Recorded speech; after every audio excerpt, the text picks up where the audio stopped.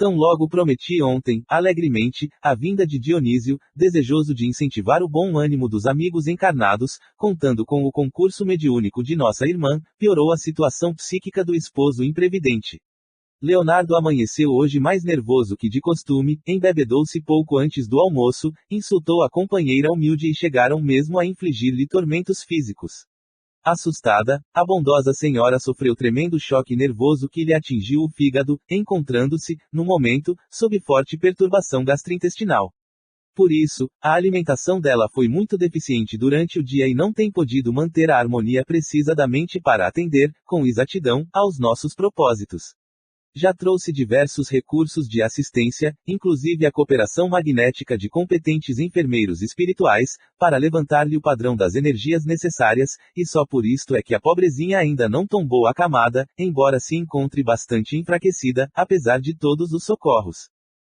Algo desapontado, Euclides considerou, após curto silêncio: como sabe, a harmonia não é realização que se improvise, e se nós, os desencarnados devotados ao bem, estamos em luta frequente pela nossa iluminação íntima, os médiums são criaturas humanas, suscetíveis às vicissitudes e aos desequilíbrios da esfera carnal. Oh! Exclamei, fixando a pobre mulher, não teremos alguém que a substitua. Ela está quase cambaleante. Todos os serviços exigem preparo, treinamento, observou o meu interlocutor, sensatamente, e não poderemos trazer alguém que faça as vezes de Otávia, de um instante para outro. Não supõe que ela deveria ser feliz para ser mais útil? Indaguei. Quem sabe? Respondeu Euclides, com intenção.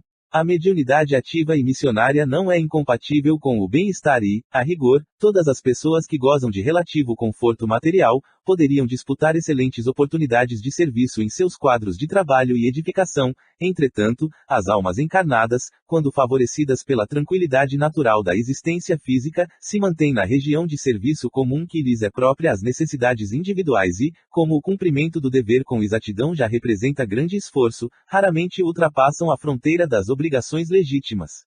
Em busca do campo divino da renunciação. A luta intensiva, porém, dilata as aspirações íntimas. O sofrimento, quando aceito à luz da fé viva, é uma fonte criadora de asas espirituais. A essa altura dos esclarecimentos fraternos, o companheiro sorriu e observou. Formulando semelhantes considerações, não queremos dizer que a mediunidade construtiva deva ser apanágio dos corações algemados à dor. Isto não. As missões da espiritualidade superior pertencem a todas as criaturas de boa vontade. Apenas expressamos a nossa convicção de que almas existem, fervorosas no ideal do bem e da verdade, que se valem dos obstáculos para melhor escalarem o monte da redenção divina.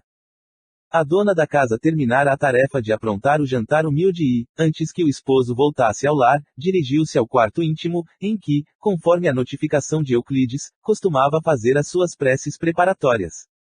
Penetramos o aposento em sua companhia. Euclides acomodou Dionísio ao lado dela e, enquanto a médum se concentrava em oração, o dedicado amigo aplicava-lhe passes magnéticos, fortalecendo os nervos das vísceras e ministrando, ao que percebi, vigorosas cotas de força, não somente às fibras nervosas, mas também às células gliais. Dona Otávia pedia a Jesus bastante energia para o cumprimento de sua tarefa, comovendo-nos a sua rogativa silenciosa, simples e sincera. Meditou na promessa que os amigos espirituais haviam levado a efeito, na véspera, relativamente à comunicação de Dionísio, recém-desencarnado. Procurava dispor-se ao concurso mediúnico eficiente, tentando isolar a mente das contrariedades de natureza material. Aos poucos, sob a influenciação de Euclides, formou-se um laço fluídico que ligou a médum ao próximo comunicante. O companheiro que preparava o trabalho recomendou ao amigo desencarnado falasse a Dona Otávia, com todas as suas energias mentais, organizando o ambiente favorável para o serviço da noite. Dionísio começou a falar-lhe de suas necessidades espirituais, comentando a esperança de fazer-se sentir, junto da família terrena e dos antigos colegas de aprendizado espiritualista, notando eu que a médum lhe registrava a presença e a linguagem, em forma de figuração e lembrança, aparentemente imaginárias, na esfera do pensamento. Observei, com interesse, a extensão da fronteira vibratória que nos separa dos espíritos encarnados, porquanto, em nos achando ali, em frente a uma organização mediúnica adestrada, precisávamos iniciar o trabalho de comunicação, como quem estivesse muitíssimo distante, vencendo, devagarzinho, os círculos espessos de resistência. Longo tempo durou o singular diálogo, reconhecendo que, ao fim da interessante conversação prévia, entre a médium e o comunicante, palestra essa que foi plenamente orientada pelo tato fraterno de Euclides, em todas as minúcias, Dona Otávia parecia mais ambientada com o assunto, aderindo com clareza ao que Dionísio pretendia fazer. Tudo ia bem e não me cansava de admirar aquele inesperado serviço de preparação mediúnica, quando aconteceu alguma coisa muito grave. O dono da casa chegava, de volta, quebrando, de modo violento, a tranquilidade das vibrações em que nos mergulhávamos. Vociferando, logo à entrada, obrigou a esposa a levantar-se, de súbito. O infortunado senhor semelhava-se a um brutamontes, nas suas características de tirano doméstico. Algumas entidades galhofeiras e perversas constituíam-lhe o séquito. Dona Otávia serviu o jantar, fazendo prodígios no campo da paciência evangélica. Fim da refeição muito simples, a que compareceu o esposo junto de 2 filhos maiores, a nobre senhora falou ao marido em particular. Leonardo, como você sabe, irei hoje à reunião, saindo antes das 8. Que? Exclamou o interlocutor, encharcado de vinho, a cofiar os bigodes grisalhos, a senhora hoje não pode sair. Nada de sessões. Hoje, não. Impressionado com aquela atitude intempestiva, perguntei a Euclides, que seguia a cena, muito calmo. E agora? Já previa a ocorrência, redarguiu-me, com manifesta tristeza no olhar, e pedi a uma de nossas irmãs trouxesse até aqui uma tia do bulento Leonardo, que intercederá a favor de nossos desejos. Não devem tardar. Trata-se de pessoa a que se renderá, sem esforço. Com efeito, enquanto Dona Otávia enxugava o pranto em silêncio, recompondo a mesa de refeições, ouviram-se palmas à porta.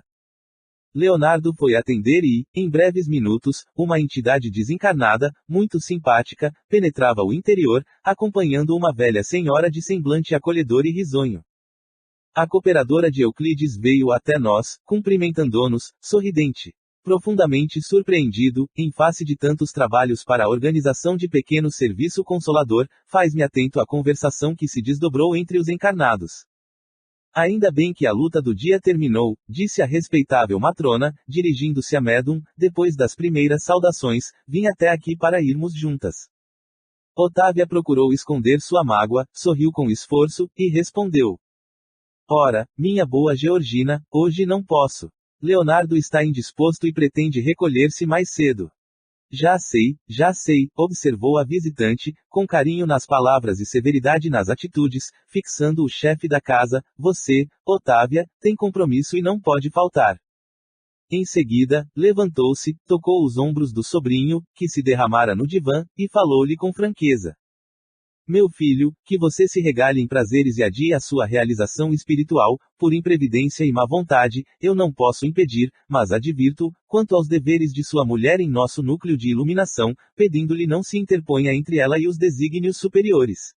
Otávia é uma esposa exemplar, tem tolerado suas impertinências a vida inteira e já entregou ao seu espírito de pai 2 filhos maiores, rigorosamente educados na inteligência e no coração. Não lhe impeça agora o serviço divino. Poderia insurgir-me contra você, induzindo a resistir, mas prefiro avisá-lo de que a sua atuação contra o bem não ficará impune. Observei que as palavras da veneranda senhora eram emitidas conjuntamente com grandes jatos de energia magnética, que envolviam Leonardo, obrigando-o a um melhor raciocínio. Ele meditou, por alguns momentos, e respondeu, vencido, Otávia poderá ir, quando quiser, desde que seja em sua companhia. A matrona agradeceu, estimulando-o no estudo das questões da espiritualidade, e, quando se dispunham as 2 senhoras a tomar o caminho do grupo de estudos, chegou Alexandre, de volta, a fim de acompanhar-nos, por sua vez. Reconheci que o instrutor notou, de relance, o estado de abatimento da médium, percebendo as dificuldades que se opunham à prometida comunicação de Dionísio, mas, longe de se referir às advertências da véspera, ele próprio, agora, era quem se mostrava mais otimista, estimulando, ao que notei, o entusiasmo de Euclides a serviço do bem. Atingimos o vasto salão daquela oficina de espiritualidade quando faltava precisamente 1/4 para as 20 horas. Como sempre, os trabalhadores de nosso plano eram numerosíssimos, nos múltiplos trabalhos de assistência, preparação e vigilância. Enquanto alguns amigos ansiosos e a família do comunicante, constituída de esposa e filhos, aguardavam a palavra de Dionísio, muito grande era o nosso esforço para melhorar a posição receptiva de Otávia. Alexandre, como de outras vezes, esmerava-se em ministrar o exemplo da cooperação sadia. Determinou que alguns colaboradores dos nossos auxiliassem o sistema endocrínico, de maneira geral, e proporcionassem ao fígado melhores recursos para a normalização imediata de suas funções, estabelecendo-se determinado equilíbrio para o estômago e intestinos, em virtude das necessidades do momento, para que o aparelho mediúnico funcionasse com a possível harmonia. Às 20 horas, reunida a pequena assembleia dos irmãos encarnados, foi iniciado o serviço, com a prece comovedora do companheiro que dirigia a casa. Valendo-se do concurso magnético que lhe fora oferecido, a médium sentia-se francamente mais forte. Mais uma vez, contemplava, admirado, o fenômeno luminoso da epífise e acompanhava o valioso trabalho de Alexandre na técnica de preparação mediúnica, reparando que ali o incansável instrutor se detinha mais cuidadosamente na tarefa de auxílio a todas as células do córtex cerebral, aos elementos do centro da linguagem e às peças e músculos do centro da fala. Terminada a oração e levado a efeito o equilíbrio vibratório do ambiente, com a cooperação de numerosos servidores de nosso plano, Otávia foi cuidadosamente afastada do veículo físico, em sentido parcial, aproximando-se Dionísio, que também parcialmente começou a utilizar-se das possibilidades dela. Otávia mantinha-se a reduzida distância, mas com poderes para retomar o corpo a qualquer momento num impulso próprio, guardando relativa consciência do que estava ocorrendo, enquanto que Dionísio conseguia falar, de si mesmo, mobilizando, no entanto, potências que lhe não pertenciam e que deveria usar, cuidadosamente, sob o controle direto da proprietária legítima e com a vigilância afetuosa de amigos e benfeitores, que lhe fiscalizavam a expressão com o olhar, de modo a mantê-lo em boa posição de equilíbrio emotivo. Reconheci que o processo de incorporação comum era mais ou menos idêntico ao da enxertia da árvore frutífera. A planta estranha revela suas características e oferece seus frutos particulares, mas a árvore enxertada não perde sua personalidade e prossegue operando em sua vitalidade própria. Ali também, Dionísio era um elemento que aderia às faculdades de Otávia, utilizando-as na produção de valores espirituais que lhe eram característicos, mas naturalmente subordinado a médium, sem cujo crescimento mental, fortaleza e receptividade, não poderia o comunicante revelar os caracteres de si mesmo, perante os assistentes. Por isso mesmo, logicamente, não era possível isolar, por completo, a influenciação de Otávia, vigilante. A casa física era seu templo, que urgia defender contra qualquer expressão desequilibrante, e nenhum de nós, os desencarnados presentes, tinha o direito de exigir-lhe maior afastamento, porquanto lhe competia guardar as suas potências fisiológicas e preservá-las contra o mal, perto de nós outros, ou à distância de nossa assistência afetiva. A nossa atmosfera de harmonia, porém, não conseguia sossegar a perturbadora expectativa dos companheiros encarnados. Entre nós, prevaleciam o controle, a disciplina, o autodomínio, entre eles, sopravam o desequilíbrio e a inquietação. Exigiam um Dionísio, homem pela boca de Otávia, mas nosso plano lhes impunha um Dionísio, espírito, pelas expressões da médium. A família humana aguardava o pai emocionado e ainda submetido a paixões menos construtivas, mas auxiliávamos o irmão para que sua alma se mantivesse calma e enobrecida, em benefício dos próprios familiares terrestres. Falava o comunicante sob forte emotividade, mas Alexandre e Euclides, ocupando-se respectivamente dele e da intermediária, fiscalizavam-lhe as atitudes e palavras, para que se manifestasse tão somente nos assuntos necessários à edificação de todos, responsabilizando-o por todas as imagens mentais nocivas que a sua palavra criasse no cérebro e no coração dos ouvintes. Em vista disso, o comunicante portou-se, em todos os pontos da mensagem falada, com admirável dignidade espiritual, fazendo, porém, verdadeiros prodígios de disciplina interior, para calar certas situações familiares e conter as lágrimas estancadas no coração. Depois de falar quase 40 minutos, dirigindo-se à família e aos colegas de luta humana, Dionísio despediu-se, repetindo tocante oração de agradecimento que Alexandre lhe ditou, comovido. Nosso concurso decorrera com absoluta harmonia. O manifestante ofereceu os possíveis elementos de identificação pessoal, mas a pequena congregação de encarnados não recebeu a dádiva como seria de desejar. Interrompida a concentração mental com o encerramento, iniciaram-se as apreciações, verificando-se que 4/5 dos assistentes não aceitavam a veracidade da manifestação. Somente a esposa de Dionísio e alguns raros amigos sentiram-lhe, efetivamente, a palavra viva e vibrante. Os próprios filhos internaram-se pela região da dúvida e da negativa. Interpelado por um dos companheiros, expressou-se o mais velho. Impossível. Não pode ser meu pai. Se fosse ele o comunicante, teria naturalmente comentado nossa difícil situação em família. Outro dos filhos de Dionísio ajuntou, levianamente, não acredito em semelhante manifestação. Se fosse o papai, teria respondido às minhas interrogações íntimas. Será que no outro mundo os pais não mais se recordam do carinho devido aos filhos? No grupo em palestra, formado num dos recantos da sala, começou a insinuação maledicente. Apenas a viúva e mais 3 irmãos de ideal se mantinham juntos da médum, incentivando-lhe o espírito de serviço, através de palavras e pensamentos de compreensão e alegria. No agrupamento, onde os filhos externavam ingratas impressões, um amigo, tocado de cientificismo, afirmava, solene: não podemos aceitar a pretensa incorporação de Dionísio. Otávia conhece todos os pormenores de sua vida passada, permanece quase que diariamente em contato com a família, e o espírito comunicante não revelou particularidade alguma, pela qual pudesse ser identificado. E depois de lançar a cinza do cigarro em pequenino vaso próximo, acrescentava, mordaz: o problema da mediunidade é questão muito grave na doutrina, o animismo é uma erva daninha em toda parte. Nosso intercâmbio com o plano invisível está repleto de lamentáveis enganos. Um dos rapazes presentes arregalou os olhos e perguntou, de súbito: considera, porém, o senhor que Dona Otávia seria capaz de enganar-nos? Não, conscientemente, tornou o cientificista com um sorriso superior, entretanto, inconscientemente, sim. A maioria dos médiuns é vítima dos próprios desvairamentos emotivos. As personalidades comunicantes, em sentido comum, representam criações mentais dos sensitivos. Tenho estudado pacientemente o assunto para não cair, como acontece a muita gente, em conclusões fantásticas. Há que fugir do ridículo, meus amigos. Continuando a sorrir, sarcástico, acentuava, triunfante. As emersões do subconsciente nas hipnoses profundas conseguem desnortear os mais valentes indagadores. E, como se as palavras difíceis e as referências preciosas representassem a derradeira solução do assunto, prosseguia, enfático. A fim de corrigir os desbordamentos da imaginação no espiritismo, criou-se a metapsíquica para dirigir as nossas pesquisas intelectuais e não podemos esquecer que o próprio Richer morreu duvidando. Não lhe bastaram dezenas de anos consecutivos no estudo sistemático dos fenômenos.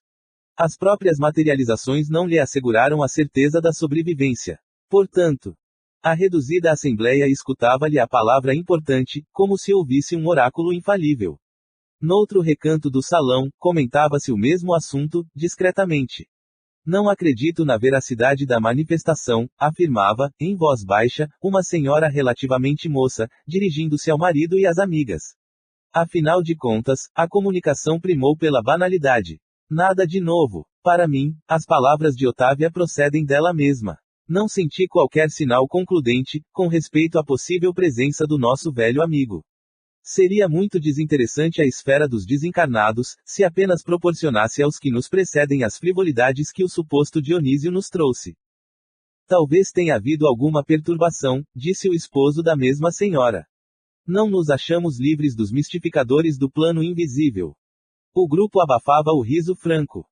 Nunca experimentei tanta decepção como nesses instantes em que examinava o processo de incorporação mediúnica. Ninguém ali ponderava as dificuldades com que Euclides, o bom cooperador espiritual, fora defrontado para trazer à casa o conforto daquela noite. Ninguém ponderava sobre a luta que o acontecimento representava para a própria médum, interessada em servir com amor na causa do bem. Os companheiros encarnados sentiam-se absolutamente credores de tudo. Os benfeitores espirituais, na apreciação dos presentes, não passariam de meros servidores dos seus caprichos, a voltarem do além-túmulo tão somente para atender-lhes ao gosto de novidades. Com raríssimas exceções, ninguém pensou em consolo, em edificação, em aproveitamento da experiência obtida. Ao invés do agradecimento, da observação edificante, cultivava-se a desconfiança e a maledicência. Alexandre percebeu que Euclides acompanhava a cena com justificado desapontamento, agravado pelas advertências da véspera, mas, praticando o seu culto de amor e gentileza, o instrutor recomendou-lhe o afastamento, confiando-lhe aos cuidados a entidade comunicante, que deveria regressar, sem perda de tempo, ao lugar de origem. O instrutor acercou-se de mim, compreendeu-me o espanto e falou: Não se admire, André. Nossos irmãos encarnados padecem complicadas limitações. Mostrou a fisionomia confiante e sorridente, e acentuou: além disto, como você observa, a maioria tem o cérebro hipertrofiado e o coração reduzido. Nossos amigos da crosta, comumente, criticam em demasia e sentem muito pouco, estimam a compreensão alheia, todavia, raramente se dispõem a compreender os outros. Mas o trabalho é uma concessão do Senhor e devemos confiar na providência do Pai, trabalhando sempre para o melhor. Em seguida, fez algumas recomendações a alguns amigos que ficariam na tenda de realização espiritual e falou: Vamo-nos. Ao nos afastarmos, rente à porta um cavalheiro dizia ao diretor dos serviços: Todos nós temos o direito de duvidar. Não ouvi a resposta do interlocutor encarnado, mas Alexandre considerou, com a expressão fisionômica de um pai otimista e bondoso. Quase todas as pessoas terrestres, que se valem de nossa cooperação, se sentem no direito de duvidar. É muito raro surgir um companheiro que se sinta com o dever de ajudar. 17. Doutrinação. Terminavam os trabalhos de uma das reuniões comuns de estudos evangélicos, quando uma entidade muito simpática acercou-se de nós, cumprimentando o meu instrutor, que respondeu com espontânea alegria. Tratava-se de mãe afetuosa, que expôs, sem rebuços, as preocupações dolorosas que lhe assaltavam o espírito, solicitando o concurso valioso de Alexandre, logo após as primeiras palavras. Oh, meu amigo, até hoje permaneço em luta com o meu infortunado marinho. Não obstante meus ardentes esforços, o pobrezinho continua prisioneiro dos poderes sombrios. Entretanto, esperançada agora em sua possível renovação, venho pedir-lhe a cooperação no serviço de auxílio à sua alma infeliz. Uma nova doutrinação? Interrogou o mentor, solícito. Sim, disse a mãe angustiada, enxugando os olhos, já recorri a diversos amigos que colaboram na oficina de trabalhos espirituais, onde conheço a sua atuação de orientador, e todos se prontificaram a prestar-me concurso fraterno. Nota em Marinho sinais evidentes de transformação interior? Perguntou Alexandre. Ela respondeu num gesto afirmativo, com a cabeça, e prosseguiu. Há mais de 10 anos procuro dissuadi-lo do mau caminho, influenciando-o de maneira indireta. Por mais de uma vez, já o conduzi a situações de esclarecimento e iluminação, sem resultado, como é de seu conhecimento. Agora, porém, observo-lhe as disposições algo modificadas. Não sente o mesmo entusiasmo, ao receber as sugestões malignas dos infelizes companheiros de revolta e desesperação. Sente inexprimível tédio na posição de desequilíbrio e, vezes diversas, tenho tido a satisfação de conduzi-lo à prece solitária, embora sem conseguir furtá-lo ao fundo de rebeldia. A venerável entidade imprimiu ligeira pausa à conversação, continuando em tom de súplica. Quem sabe terá chegado para ele o divino instante da luz íntima. Muito venho sofrendo por esse pobre filho, desviado da estrada reta, e é possível que o Senhor me conceda, presentemente, a graça de reintegrá-lo na senda do bem. Para esse fim, estou congregando as minhas afeições mais puras. Em seguida, fixando o mentor, com estranho brilho nos olhos, implorou. Oh, Alexandre, conto com o seu apoio decisivos. Preciso trabalhar por Marinho, de cuja desventura me julgo culpada, até certo ponto, e confesso-lhe, meu amigo, que me sinto cansada, em profunda exaustão espiritual. Compreendo-a, exclamou o interlocutor comovido, a luta incessante para arrebatar um coração amado, prisioneiro das trevas, dá para esgotar a qualquer um de nós. Tenha calma, porém, se Marinho permanece agora entediado diante dos companheiros de criminoso desvio, então será fácil ajudar-lhe o espírito, recolocando-o a caminho da verdadeira elevação. De outro modo, não me abalançaria ao concurso ativo. Confie em nossa tarefa e façamos por ele quanto estiver ao alcance de nossas possibilidades. Tudo está pronto no campo preparatório. Sim, elucidou a respeitável matrona desencarnada, alguns amigos me auxiliarão a trazê-lo, enquanto outros se encarregarão de ajudar Otávia, encaminhando convenientemente o assunto, no agrupamento. Pois bem, concluiu Alexandre, atencioso, na noite aprazada, estarei presente, cooperando a favor dele, quanto seja possível. Depois de comovedores agradecimentos, estávamos novamente a sós. Por que a doutrinação em ambiente dos encarnados? Indaguei. Semelhante medida é uma imposição no trabalho desse teor. Não, explicou o instrutor, não é um recurso imprescindível. Temos variados agrupamentos de servidores do nosso plano, dedicados exclusivamente a esse gênero de auxílio. As atividades de regeneração em nossa colônia estão repletas de institutos consagrados à caridade fraternal, no setor de iluminação dos transviados. Os postos de socorro e as organizações de emergência, nos diversos departamentos de nossas esferas de ação, contam com avançados núcleos de serviço da mesma ordem. Em determinados casos, porém, a cooperação do magnetismo humano pode influir mais intensamente, em benefício dos necessitados que se encontrem cativos das zonas de sensação, na crosta do mundo.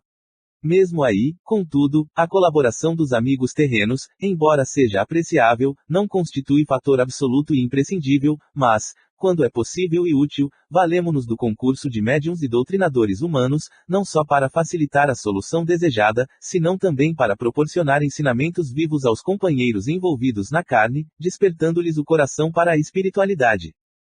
O mentor fixou um sorriso e prosseguiu. Ajudando as entidades em desequilíbrio, ajudarão a si mesmos, doutrinando, acabarão igualmente doutrinados. Satisfeito com as elucidações recebidas, passei a considerar o caso pessoal da terna entidade que nos visitara. Por que permaneceria um espírito iluminado em serviços consecutivos por alguém que se comprazia nas sombras? Seria justo acorrentar corações maternais a filhos impenitentes. O orientador, contudo, veio ao encontro de minhas interrogações, explicando. A dedicada amiga que nos visitou é uma pobre mãe, em luta depois da morte física. A quem se refere na intercessão? Perguntei. A um filho que foi sacerdote na crosta.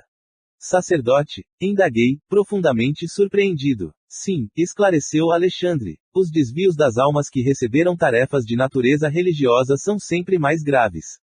Existem padres que, contrariamente a todas as esperanças de nosso plano, se entregam completamente ao sentido literal dos ensinamentos da fé. Recebem os títulos sacerdotais, como os médicos sem amor ao trabalho de curar, ou como os advogados sem qualquer espécie de devotamento ao direito. Estimam os interesses imediatos, requisitam as honrarias humanas e, terminada a existência transitória, se encontram em doloroso fracasso da consciência.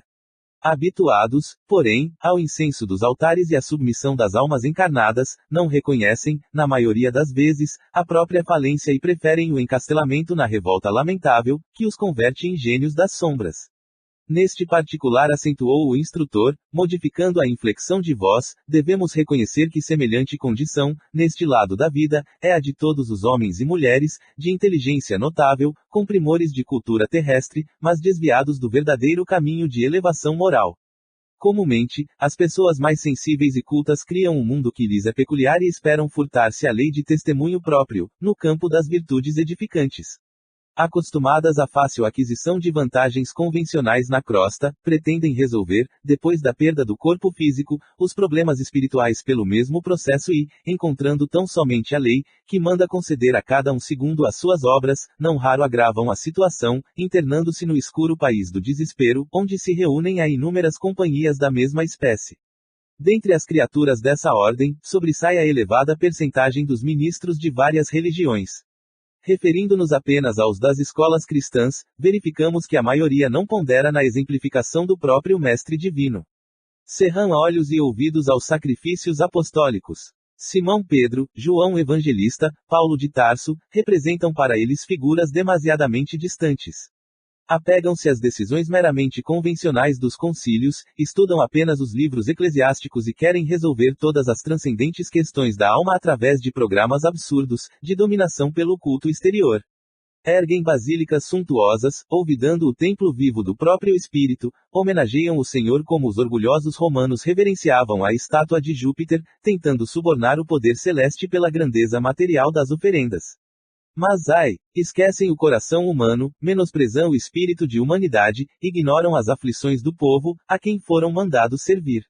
E, cegos aos próprios desvários, ainda aguardam um céu fantástico que lhes entronize a vaidade criminosa e a ociosidade cruel.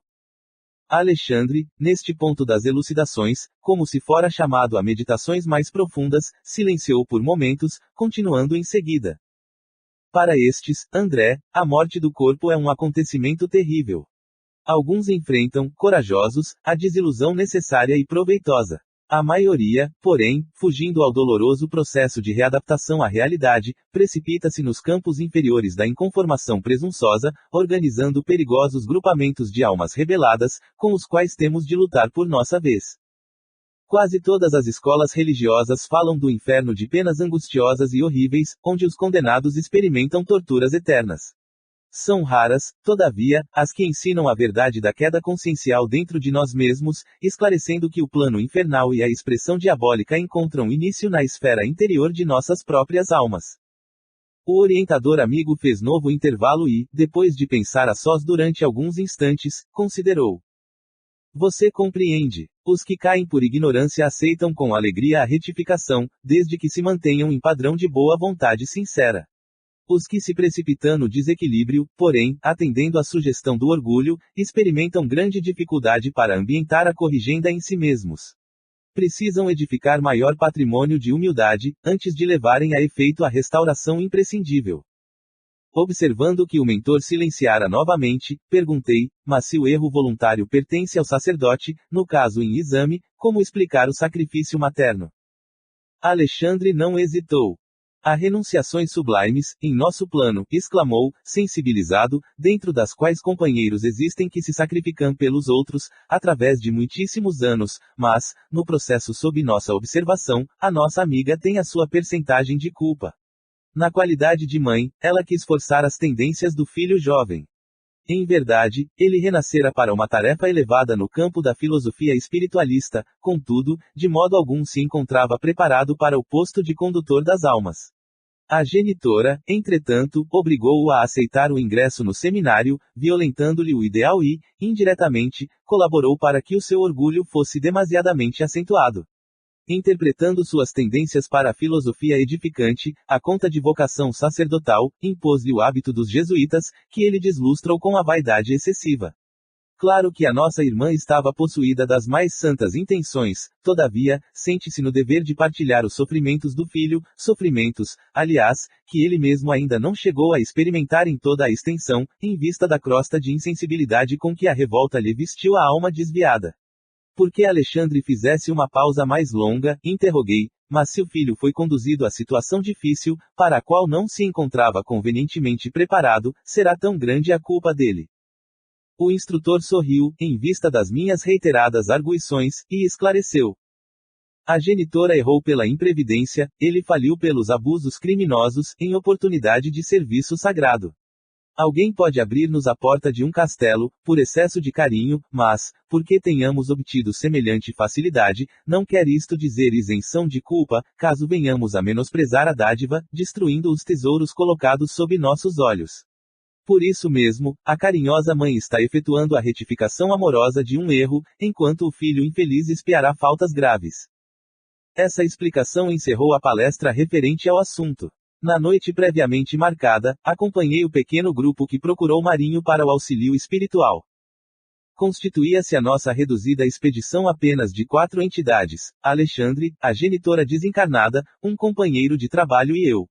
Com grande surpresa, vim a saber que esse companheiro nosso, de nome Necésio, funcionaria na qualidade de intérprete, junto ao sacerdote infeliz. Necésio fora igualmente padre militante e mantinha-se em padrão vibratório acessível à percepção dos amigos de ordem inferior. Marinho não nos veria, segundo me informou Alexandre, mas enxergaria o ex-colega, entraria em contato com ele e receberia nossas sugestões por intermédio do novo colaborador. Admirando a sabedoria que preside a semelhantes trabalhos de cooperação fraternal, segui atenciosamente o grupo, que se dirigiu a uma igreja de construção antiga. Se estivesse ainda na carne, talvez o quadro sob meu olhar me despertasse terríveis sensações de pavor, mas agora a condição de desencarnado impunha-me a disciplina emotiva. Enchia-se o templo de figuras patibulares. Inúmeras entidades dos planos inferiores congregavam-se ali, cultivando, além da morte, as mesmas ideias de menor esforço no campo da edificação religiosa.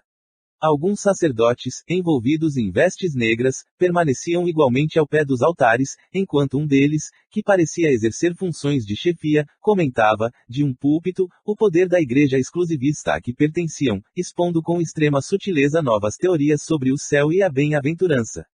Assombrado, ouvi a palavra amiga de Alexandre, que me explicava, gentilmente. Não estranhe. Os desesperados e preguiçosos também se reúnem, depois da transição da morte física, segundo as tendências que lhes são peculiares. Como acontece às congregações de criaturas rebeldes, na crosta planetária, os mais inteligentes e sagazes assumem a direção.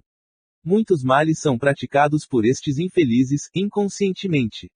Oh! Exclamei com espanto, como podem entronizar a ignorância a este ponto? Quem poderia crer no quadro que observamos? Se forem criaturas informadas quanto à verdade, por que motivo ainda se entregam à prática do mal? Trata-se de ação maléfica inconsciente, esclareceu o bondoso Alexandre. Mas, respondi, aturdido, porque contrassenso as almas cientes da distância que as separa da carne não se rendem à lei do bem.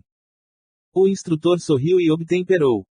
Entretanto, na própria humanidade encarnada você encontrará idênticos fenômenos. Decorridos mais de 1000 anos sobre os ensinamentos do Cristo, com a visão ampla dos sacrifícios do Mestre e de seus continuadores, cientes da lição da manjedoura e da cruz, investidos na posse dos tesouros evangélicos, abalançarão-se os homens às chamadas guerras santas, exterminando-se uns aos outros, em nome de Jesus, instituíram tribunais da Inquisição, cheios de suplícios, onde pessoas de todas as condições sociais foram atormentadas, aos milhares, em nome da caridade de nosso Senhor. Como você verifica, a ignorância é antiga e a simples mudança de indumentária que a morte física impõe não modifica o íntimo das almas. Não temos céus automáticos, temos realidades. Sem disfarçar meu assombro, voltei a indagar. Mas, como vivem essas criaturas desventuradas? Obedecem a organizações que lhes sejam próprias? Possuem sistemas especiais? A maioria aqui, esclareceu o instrutor, é constituída de entidades desencarnadas, em situação de parasitismo. Pesam naturalmente na economia psíquica das pessoas às quais se reúnem e na atmosfera dos lares que as acolhem. Não creia, porém, na inexistência de organizações nas zonas inferiores. Elas existem e, em grande número, não obstante os ascendentes de orgulho e rebeldia que lhes inspiraram as fundações. Em semelhantes agrupamentos, dominam os gênios da perversidade deliberada. Aqui, sob nossos olhos, temos tão somente uma assembleia de almas sofredoras e desorientadas. Você não conhece ainda os antros do mal, em sua verdadeira significação. E, num gesto expressivo, acentuou.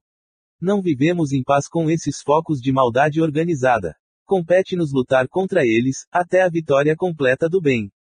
Mais uma vez, senti a extensão e a magnitude dos serviços que aguardam os leais servidores de Jesus, depois da morte do corpo físico. Escutava com interesse a engenhosa pregação do dirigente desencarnado, quando o novo cooperador que nos acompanhava fez-nos ligeiro sinal a alguma distância, interessado em não se imiscuir na multidão, por causa da sua condição de visibilidade aos circunstantes, sinal esse a que Alexandre atendeu imediatamente, seguido pela genitora aflita e por mim. O companheiro localizara Marinho e chamava-nos ao trava. Lho. Em recanto escuro de uma das velhas dependências do templo, mantinha-se a pobre entidade em meditação. A mãe carinhosa aproximou-se e afagou-lhe a fronte. Todavia, o filho infortunado, como acontece à maioria dos homens terrestres em face da influência das almas superiores, apenas sentiu uma vaga alegria no coração. Avistou, porém, o nosso novo amigo com o qual estabeleceu interessante diálogo. Logo após receber-lhe afetuosa saudação, perguntou Marinho, surpreso. Foi também padre? Sim, respondeu Necésio, com simpatia. Pertence aos submissos ou aos lutadores? Interrogou Marinho, algo irônico, dando a entender que por submissos compreendia todos os colegas cultivadores da humildade evangélica e por lutadores todos aqueles que, não encontrando a realidade espiritual, segundo as falsas promessas do culto exterior, se achavam entregues à faina ingrata de revolta e desesperação. Pertenço ao grupo da boa vontade, respondeu Necésio, com inteligência.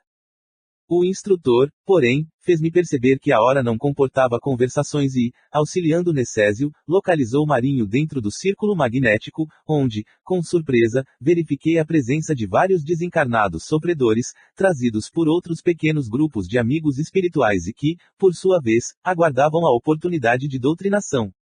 Sentindo, agora, o ambiente em que se achava, Marinho quis recuar, mas não pôde. A fronteira vibratória estabelecida pelos nossos colaboradores e a reduzida distância da mesa de fraternidade impediam-lhe a fuga. Isto é um logro, clamou, revoltado. Sossegue, respondeu-lhe Necésio, sem se alterar, você conquistará grande alívio.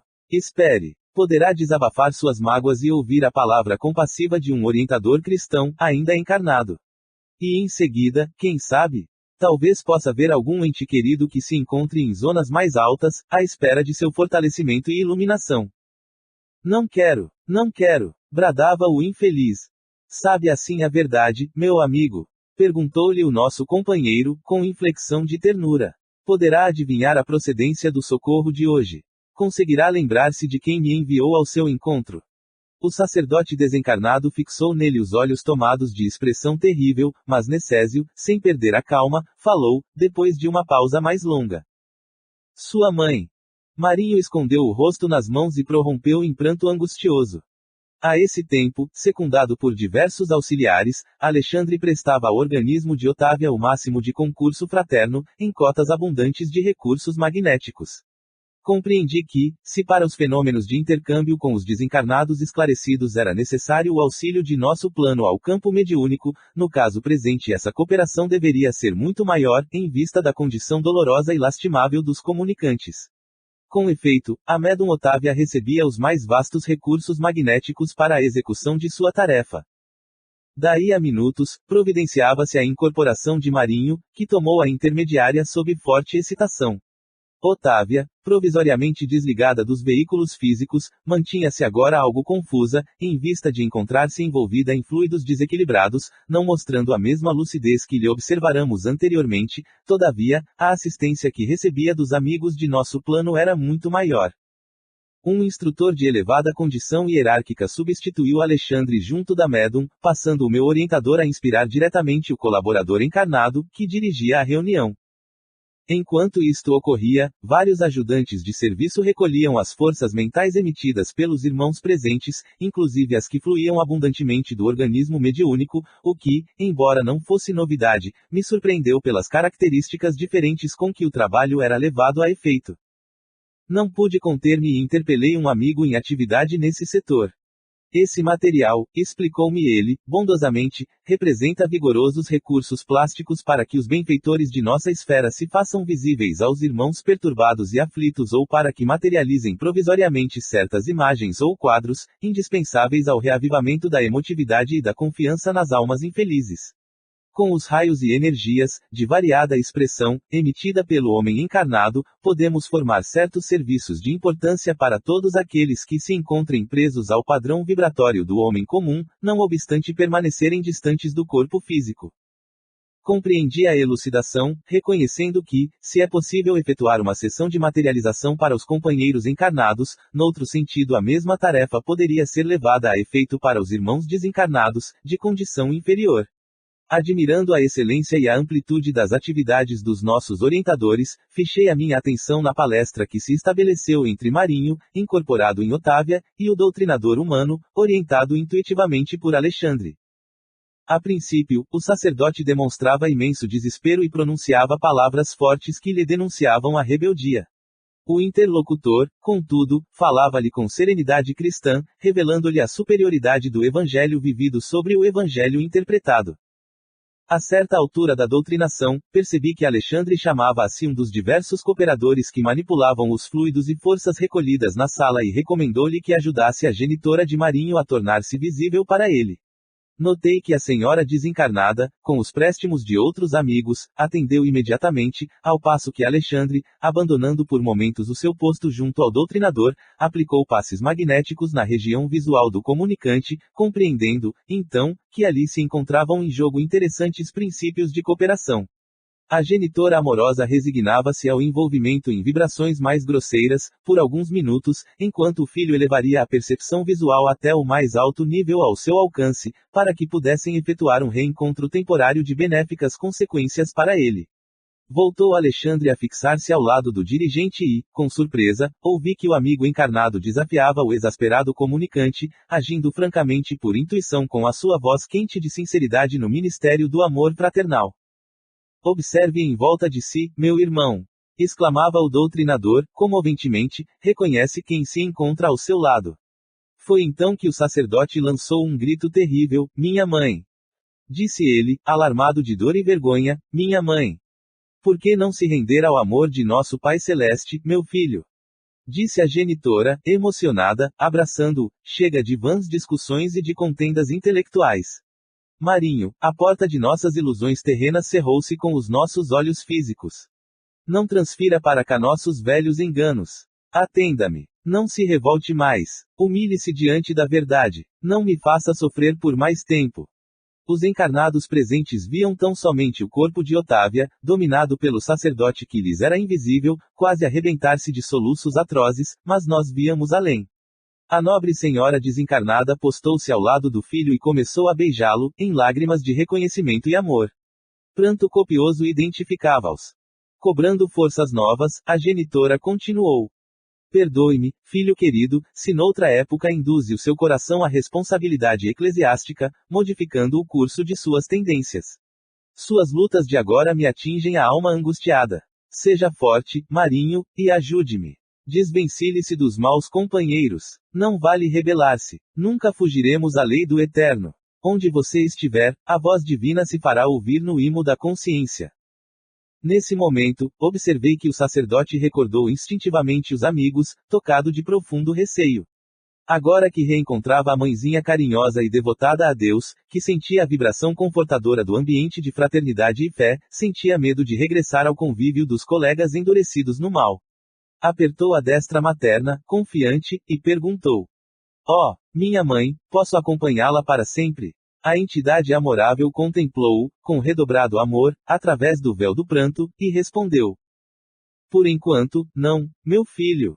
Poderá você distanciar-se do desequilíbrio, neste momento, quebrar todos os elos que o prendem às zonas inferiores, abandonando-as de vez, entretanto, há que transformar sua condição vibratória, através da renovação íntima para o bem, mediante a qual é possível nossa reunião em breve, no lar divino.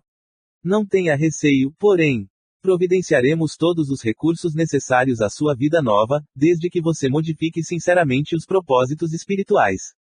Dê-nos a boa vontade fiel e Jesus nos auxiliará, quanto ao resto. Temos aqui um desvelado amigo que nos prestará sua valiosa colaboração. Refiro-me a Necésio, o bom irmão que o trouxe ao nosso encontro. Ele colocará à sua disposição os recursos precisos à conduta diferente. A princípio, Marinho, você experimentará dificuldades e dissabores, será assediado pelos antigos companheiros, que se converterão em adversários, mas, sem a luta que facilita a aquisição dos valores reais, não aprenderemos onde se encontra o nosso verdadeiro lugar na obra de Deus. O filho infortunado prometeu-lhe a transformação imprescindível. Depois de encorajá-lo com ponderada ternura, a devotada senhora deixou-o entregue aos cuidados de Necésio, que, prazerosamente, recebeu a missão de encaminhá-lo na esfera dos deveres novos. Após despedir-se da mãezinha abnegada, que voltou à nossa companhia, o sacerdote conversou ainda, por alguns minutos, com o dirigente encarnado da reunião, surpreendendo-o com a mudança brusca. Fora obtido, de fato, uma dádiva do Senhor. A dedicação maternal produzira salutares efeitos naquele coração exasperado e desiludido. Marinho não poderia ser arrebatado das sombras para a luz somente em virtude da amorosa cooperação de nosso plano, mas recebeu nosso auxílio fraterno e utilizaria os elementos novos para colocar-se a caminho da vida mais alta. Reconheci, admirando a justiça do pai, que a genitora dedicada não poderia entregar-lhe a colheita de luz que lhe era própria, contudo, fornecia-lhe valiosa semente, para que ele as cultivasse como bom lavrador. Outros grupos, procedentes de outras regiões, traziam seus tutelados para a doutrinação, de acordo com o programa de serviço estabelecido previamente. Foram 4 as entidades que receberam os benefícios diretos dessa natureza, através de Otávia e outro médium. Em todos os casos, o magnetismo foi empregado em larga escala pelos nossos instrutores, salientando-se o de um pobre negociante que ainda ignorava a própria morte. Demonstrando ele certa teimosia, em face da verdade, um dos orientadores espirituais, da condição hierárquica de Alexandre, impondo-lhe sua vontade vigorosa, fê-lo ver, à distância, os despojos em decomposição. O infeliz, examinando o quadro, gritava lamentosamente, rendendo-se, por fim, à evidência dos fatos. Em todos os serviços, o material plástico recolhido das emanações dos colaboradores encarnados satisfez eficientemente. Não era mobilizado apenas pelos amigos de mais nobre condição, que necessitavam fazer-se visíveis aos comunicantes, era empregado também na fabricação momentânea de quadros transitórios e de ideias-formas, que agiam beneficamente sobre o ânimo dos infelizes, em luta consigo mesmos. Um dos necessitados, que tomara o médium sob forte excitação, quis agredir os componentes da mesa em tarefa de auxílio fraternal. Antes, porém, que pusesse em prática o sinistro desígnio, vi que os técnicos de nosso plano trabalhavam ativos na composição de uma forma sem vida própria, que trouxeram imediatamente, encostando-a no provável agressor. Era um esqueleto de terrível aspecto, que ele contemplou de alto a baixo, pondo-se a tremer, humilhado, esquecendo o triste propósito de ferir benfeitores. Depois de trabalhos complexos da nossa esfera, terminou a sessão, com grandes benefícios para todos. Dentro de mim, germinavam novos mundos de pensamento. Os trabalhos havidos para cada caso particular constituíam lições diferentes para minha alma. E, aturdido pela dilatação da luz que se fazia cada vez mais intensa e viva no meu círculo mental, reconheci que os gênios celestes poderiam trazer o mais belo e eficiente socorro aos espíritos da sombra, que, movidos de piedade e amor, conseguiriam instalar abundantes celeiros de bênçãos, junto dos sofredores, mas que, de conformidade com a eterna lei, os necessitados só poderiam receber os divinos benefícios se estivessem dispostos a aderir, por si mesmos, aos trabalhos do bem. 18. Obsessão. A conselho de orientadores experimentados, o agrupamento a que Alexandre emprestava preciosa colaboração reunia-se, em noites previamente determinadas, para atender aos casos de obsessão. Era necessário reduzir, tanto quanto possível, a heterogeneidade vibratória do ambiente, o que compelia a direção da casa a limitar o número de encarnados nos serviços de benefício espiritual. Semelhante capítulo de nossas atividades impressionava-me fortemente, razão porque, depois de obter a permissão de Alexandre para acompanhá-lo ao trabalho, interroguei-o com a curiosidade de sempre. Todo obsidiado é um médium, na acepção legítima do termo. O instrutor sorriu e considerou.